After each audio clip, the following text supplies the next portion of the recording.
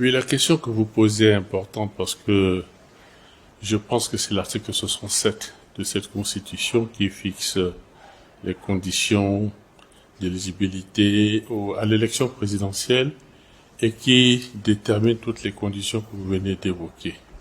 Ce qui est très curieux parce que les élections sont faites dans ce pays depuis 1993, même au-delà, 1981. Et puis, paf, comme ça, en 2025, disons en 2023, on introduit des critères très curieux. Il y a deux problèmes dans cet article. Le premier problème, c'est qu'il faut être centrafricain d'origine. Cela veut dire être de père et de mère centrafricain d'origine. C'est ce qui est prévu dans l'article 10 de ce texte. Cela veut dire quoi? Cela veut dire que chaque centrafricain qui doit se présenter doit montrer patte blanche sur les origines de son père et de sa mère. Vous ne trouvez pas ça dangereux? Depuis l'indépendance, des présidents se sont succédés. On ne s'est jamais demandé quelle était l'origine de leurs parents. C'est des centrafricains. Le président Boganda lui-même a dit que ses origines étaient éparses. La présidente de transition, tout le monde sait que son père était camerounais. Est-ce que ça a gêné quelqu'un? Donc aujourd'hui, on indique qu'il faut être centrafricain d'origine, donc de père et de mère centrafricain d'origine. En réalité, ça me gêne pas, moi. Mes parents sont connus. Mes parents étaient des instituteurs et ont enseigné des milliers de centrafricains. Je veux dire mon père et ma mère. Ils ont enseigné des milliers de centrafricains dans le cycle primaire. Mais est-ce que c'est le cas de tout le monde? Vous évoquez le cas de l'actuel président de la République. Effectivement, je pense que ceux qui ont rédigé la Constitution n'ont pas pensé à quelque chose qui n'a jamais été un problème pour nous. Ce monsieur a prêté serment par 2 fois et personne ne lui a reproché ses origines. Aujourd'hui, il y a une polémique et depuis qu'il y a la polémique, nous nous posons la question effectivement parce que c'est une question que je ne m'étais jamais posée. Et depuis que j'entends les gens parler, je me dis, mais en fait, c'est vrai. Où est le village de son père? Est-ce qu'il est centrafricain d'origine? J'entends des gens venir faire des démonstrations, ça et là, citer des noms, surnoms. C'est très simple. Quand on connaît le nom de son père, le village de son père en République centrafricaine, c'est très simple. Et pour nous autres, qui sommes nés avant l'indépendance, c'est beaucoup plus simple encore. Parce que vous avez l'acte de naissance original, c'est marqué dessus territoire de l'Oubangui-Chari. Afrique équatoriale française, territoire de l'Oubangui-Chari. On met votre nom, on met le nom de votre père, et la mention qui était faite, c'était race. Donc on met le nom du père, le lieu de naissance du père et la race, c'est-à-dire l'ethnie. Et donc vous prenez des gens comme moi, je suis né avant l'indépendance, si je vous donne la carte le monarque de naissance originale, il y a toutes ces indications dedans. Donc, pour une question d'équité devant la loi, puisqu'ils ont amené ça dans la loi fondamentale en plus, il faudrait que cela soit exigé à chacun. Ceux qui sont nés après l'indépendance, on ne peut pas leur demander ça. Mais il faut le certificat d'origine aussi, le certificat de naissance originale. Ceux qui sont nés avant l'indépendance, c'est Afrique équatoriale française, territoire de l'Oubangui-Chari, avec les indications que je vous donne. Vous voyez le ridicule de ça? Vous voyez vraiment le ridicule de ça? Nous sommes dans un pays où 70% de la population a moins de 35 ans et nous amenons ce type de querelle.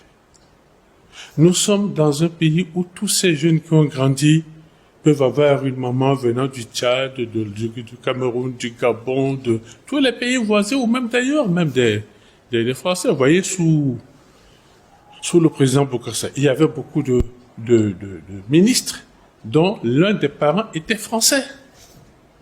Ou ailleurs. Ils étaient ministres de la République.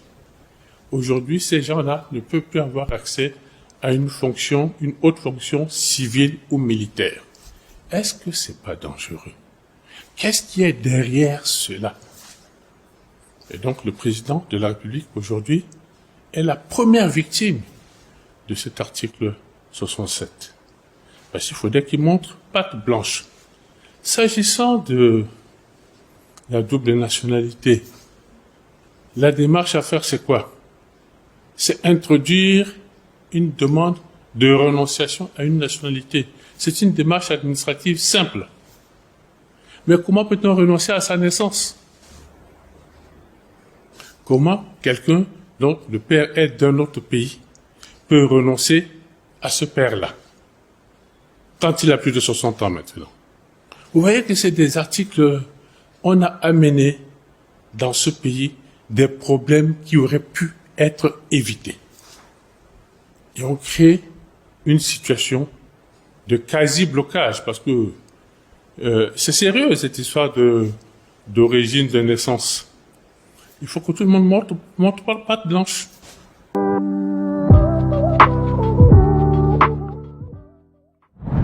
Nous essayons, des gens comme moi, qui a été déjà candidat par 2 fois à l'élection présidentielle et par 2 fois à l'élection législative, j'essaie de ne pas amener des polémiques inutiles. Donc, parlons de faits. Nous avons un code électoral et nous avions la Constitution de 2016 quand les élections de 2020 avaient été organisées. Et il était dit dans ce code électoral que si un candidat retirait sa candidature à un moment où toutes les candidatures sont déjà validées et on est proche de la date des élections, tout est stoppé pour faire des ajustements au niveau de l'ANE. J'utilise pas les termes juridiques, mais c'est à peu près ce que ça voulait dire. Il y avait un candidat en 2020, Jean-Serge Bokassa, qui avait retiré sa candidature à quelques jours du scrutin. Nous, les autres candidats, nous avions tous écrit pour mettre en œuvre l'application de cet article. Ça n'a pas été respecté. C'est le code électoral, hein? Ça n'a pas été respecté. Le code électoral dit que, à l'issue du scrutin, chaque candidat doit avoir la copie du procès verbal du bureau de vote. Parce que nous envoyons des représentants dans les bureaux de vote. Eh bien, figurez-vous que ni les plus de 1000 candidats à l'élection législative, ni les 16 candidats à l'élection présidentielle n'ont eu un seul procès verbal. C'est la condition essentielle pour dire qu'il y a eu élection. Cette condition n'a pas été respectée. Et enfin, vous avez suivi que dans la proclamation du premier tour, cette proclamation a pris 3 heures de temps parce qu'il y avait des négociations et des pressions pour enlever des points à un candidat pour donner à un autre pour qu'il soit proclamé vainqueur au premier tour. Et malheureusement, ils ont oublié de retirer ça sur les points de celui qui a été lésé quand ils ont proclamé les résultats. Comment voulez-vous qu'on fasse confiance à une institution de cette nature? Je vous ai cité des faits, hein? Et c'est sur la base de ces faits, quand vous avez déjà été mordu, vous faites attention. Et tous les candidats ont vu ça, ont vécu ça. Et nous disons non, ce n'est pas possible. Nous ne pouvons aller à aucune élection avec cette autorité nationale des élections sous cette forme-là. Nous devons refaire une loi organique de l'ANE pour la rendre plus équitable. C'est pas trop demandé. La deuxième chose, c'est la Cour constitutionnelle. Avant, il y avait une Cour constitutionnelle. J'avais déjà expliqué ça à l'épisode 1 de Yetinga. On a changé la règle du jeu pour qu'il y ait un rapport déséquilibré dans les membres. Les plus nombreux sont ceux qui ont été désignés par le président de la République et le président de l'Assemblée nationale. À eux deux, ils désignent 6 membres sur 11. Est-ce qu'il y a l'équité? Ça veut dire nous allons aller aux élections comme une équipe de footballeurs professionnels qui dépensent beaucoup d'argent pour s'entraîner, qui payent cher ses joueurs. On leur demande de rentrer sur un terrain pour un grand match en sachant à l'avance officiellement que l'arbitre central, les juges de touche et la VAR sont de l'autre équipe. Personne ne va entrer sur le terrain avec ça. Donc nous souhaitons que ce minimum d'équité qui existait en 2016 et en 2020 par cette constitution qui a été tronquée dans les derniers moments, il faut que cette équité revienne.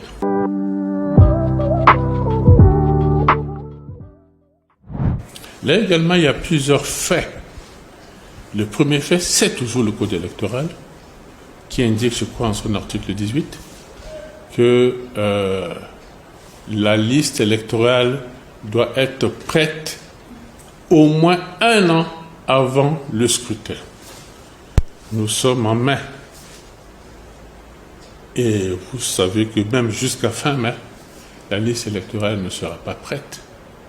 Et à fin mai, nous serons à 3 mois de la date prévue pour les élections locales et à 7 mois de la date prévue pour les élections générales. Donc nous sommes hors délai. La deuxième chose, je suis député, membre de la commission finances. Je n'ai pas vu 1 centime prévu au budget pour financer les élections, ni locales ni présidentielles d'ailleurs. On les finance comment, ces élections? On va aux élections, on les finance comment?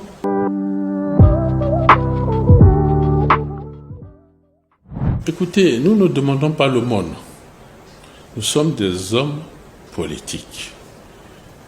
Vous avez dans le BRDC, il y a un certain nombre de personnalités, dont 5 anciens premiers ministres, un ancien ministre d'État, un ancien président de l'Assemblée nationale. On va même dire 2 anciens présidents de l'Assemblée nationale et un ancien ministre d'État. Donc ce sont des anciennes très hautes personnalités de ce pays. M. Touadéra a été également Premier ministre de ce pays. Nous sommes tous à peu près, la plupart, nous tournons autour de 70 ans. Un peu plus, un peu moins. Nous ne sommes pas des enfants. Nous ne demandons pas un dialogue pour chercher des postes. Moi, je ne cherche pas à être ni Premier ministre, ni quoi que ce soit. La seule chose qui m'intéresse, c'est de compétir pour être président de la République. Donc, nous ne cherchons pas, nous ne demandons pas le monde.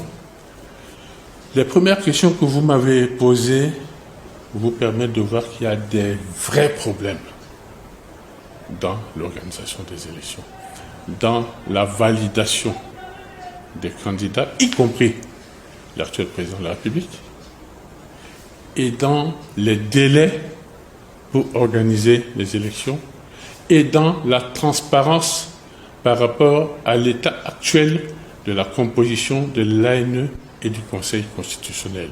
Ce sont des problèmes très sérieux. Donc nous voulons ce dialogue pour aborder ces problèmes très sérieux dans l'intérêt des populations et des candidats, y compris le président actuel. Donc, vous voyez, c'est pas un jeu. Donc, quand je vois des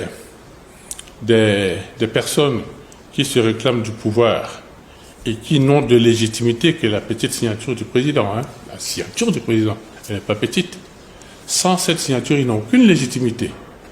Venir jouer au cow-boy devant les médias sur un sujet qui les dépasse, je dis il faut qu'on soit sérieux. Voilà ce que je peux en dire.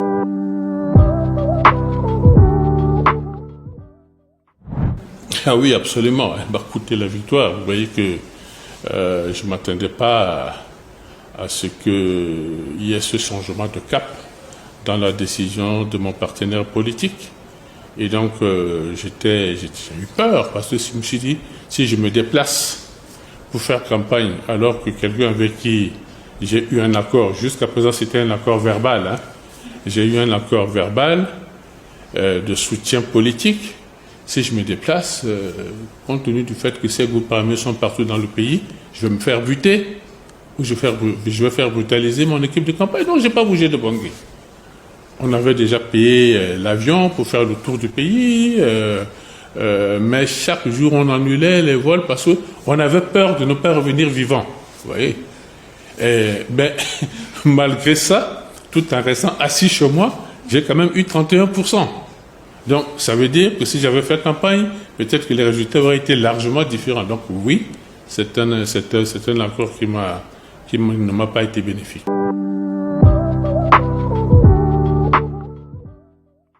Alors, vous voyez, nous sommes dans un pays où l'homme politique décide soit de parler un langage franc aux populations, soit de les manipuler. Chacun de nous sait le faire. De quoi s'agit-il? J'ai été ministre des Finances en 1997. Ça veut dire ça fait 28 ans. Pourquoi je vous dis ça? Je vous dis ça parce que 28 ans, ça veut dire que ceux qui avaient 10 ans à l'époque ont 38 ans aujourd'hui. N'est-ce pas? Vous savez que l'âge de la maturité politique, ou tout au moins l'âge auquel on commence à s'intéresser un peu aux questions sociétales, c'est un peu 17-18 ans. Ça veut dire quoi? Ça veut dire que ceux qui, à l'époque, ont vécu les faits et qui pouvaient en parler, ont au minimum 40 ans aujourd'hui. Nous sommes dans un pays où 70% de la population a moins de 35 ans. Donc, nous sommes en train de parler d'un sujet que la plupart des habitants de ce pays n'appréhendent pas. Et donc, on les manipule. Parce que qu'est-ce qui s'est passé quand j'ai été nommé ministre des Finances? Sans mon avis. Personne ne m'a demandé mon avis pour nommer ministre des Finances. Le pays était bloqué. Il y avait eu 3 mutineries.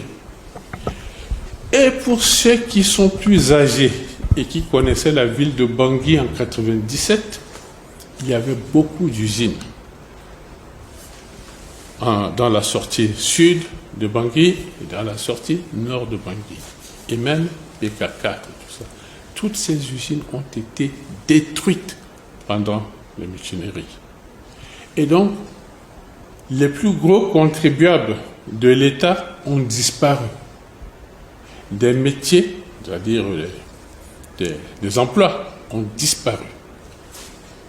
C'est dans ce contexte qu'on me nomme ministre des Finances. C'est-à-dire que les recettes ont chuté. Parce que ceux qui payaient les impôts ont disparu. On me nomme ministre des Finances. On me dit, voilà, la situation est difficile. Vous venez d'une banque centrale, vous n'êtes pas fonctionnaire, vous avez la réputation de ne pas hésiter pour faire des réformes. Il nous faut des réformes très strictes pour remettre de l'ordre dans l'économie. Le FMI est parti depuis plus de 10 ans, près de 10 ans, FMI et Banque mondiale, on a du mal à signer des accords avec eux. On était dans des négociations avec eux. Maintenant, voilà que l'assiette fiscale a largement chuté. Donc, il faut mener les réformes, signer les accords avec le FMI et continuer à gérer l'État. Voilà le contexte dans lequel je me trouvais à l'époque. Donc, j'ai fait ce qu'il fallait faire, c'est-à-dire mener les réformes achever les privatisations, conduire les négociations avec le FMI et la Banque mondiale qui ont été signées finalement en 1998, c'est-à-dire quelques mois après mon arrivée. Mais quelles sont les règles? Et puis il faut savoir que Patassé a eu, après j'ai été nommé Premier ministre, mais Patassé a eu 6 premiers ministres. Je fais partie des 6 premiers ministres du régime de Patassé et des nombreux ministres des Finances.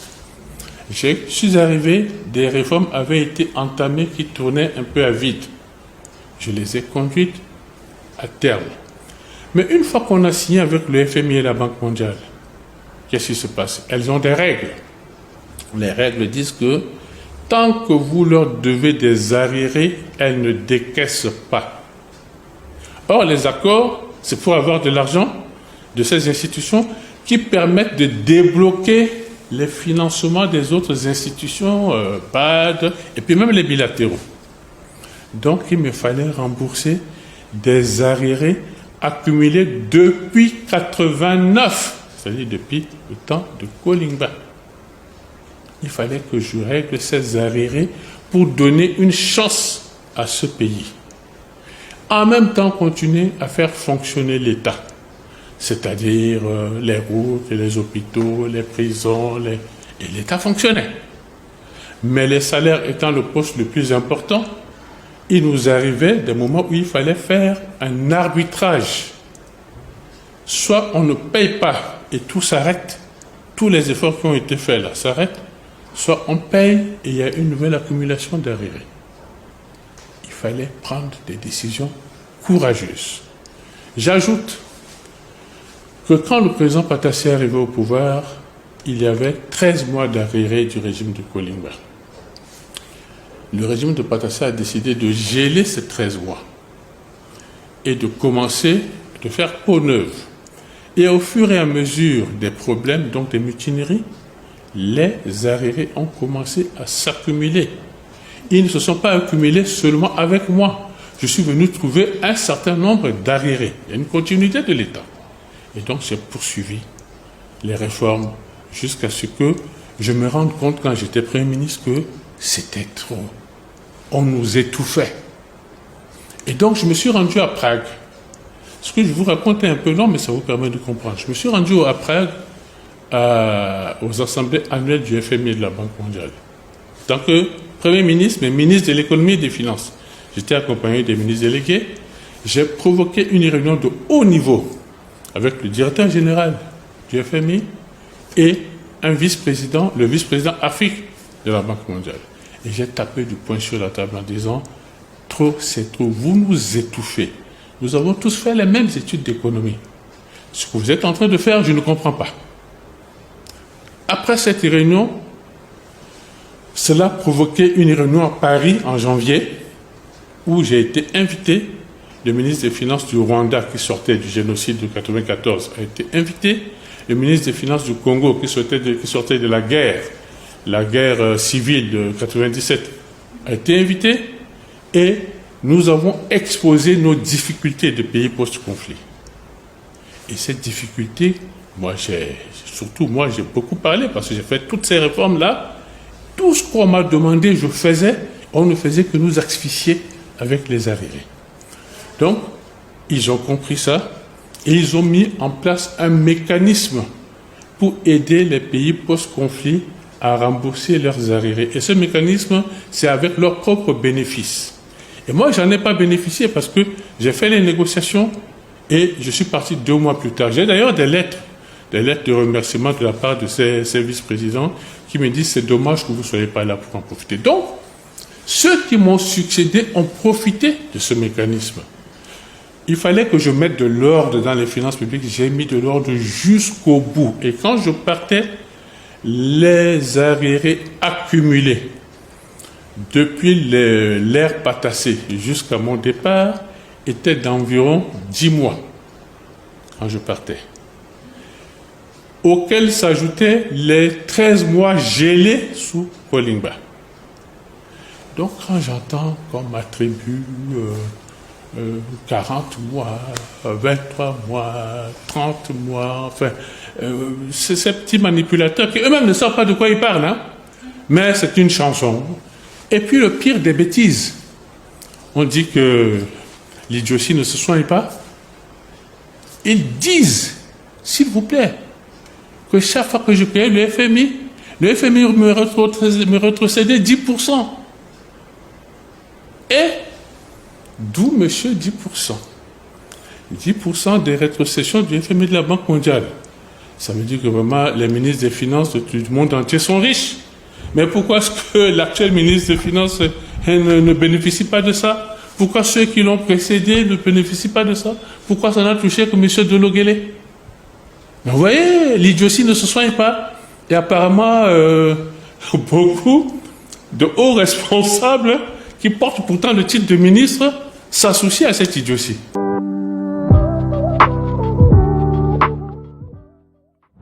Écoutez, il m'arrive de temps en temps, pour être honnête, hein, de me mettre dans la tête de M. Touadéra et d'essayer de faire ce raisonnement de troisième mandat. Parce qu'il n'est pas le premier à demander un troisième mandat. Vous avez vu que le président de la Guinée à l'époque, Alpha Condé, avait cherché à faire un troisième mandat. Pourquoi? Parce qu'il avait conduit le gros projet de Simandou, du fer de Simandou. C'était un méga projet, hein, qui était presque à terme, et il avait du mal à quitter le pouvoir en disant « il faut que j'aille jusqu'au bout de mon projet ». N'est-ce pas?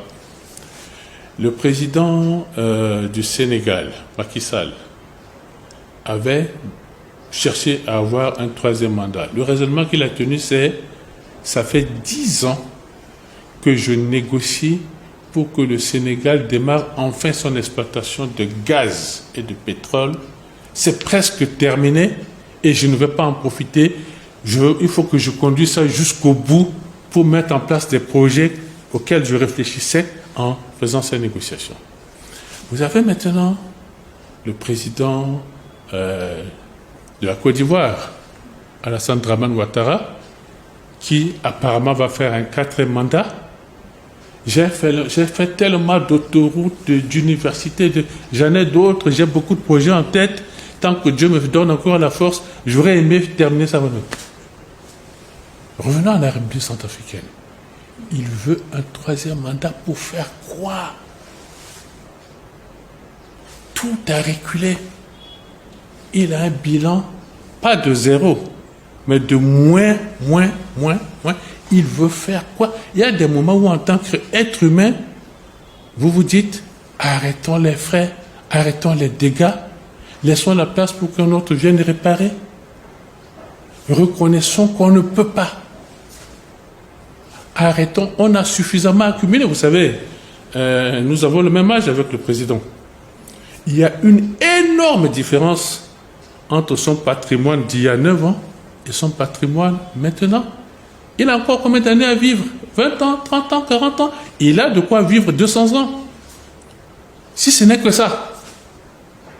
Il faut qu'il arrête de se laisser manipuler par ceux qui pensent qu'ils n'ont pas encore suffisamment accumulé et qui viennent lui dire tous les jours, à Mondiaux ou ailleurs, « Président, il faut vraiment que tu aies un 3e mandat, il faut, sans toi, ce pays va s'écrouler. » Non, tu as déjà fait écrouler le pays. Arrêtons les dégâts. Donc, voilà un peu la réflexion que je me sors chaque fois que j'essaie de me mettre dans sa tête. Il y a des moments où je me dis, bon, supposons que je m'appelle Faustin Archange Touadéra, quel raisonnement je tiendrai? Et voilà le raisonnement que je viens de vous tenir.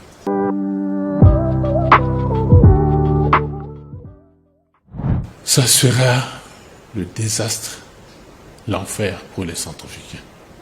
Mais je sais que c'est un monsieur qui peut devenir raisonnable et nous espérons tous qu'il le deviendra.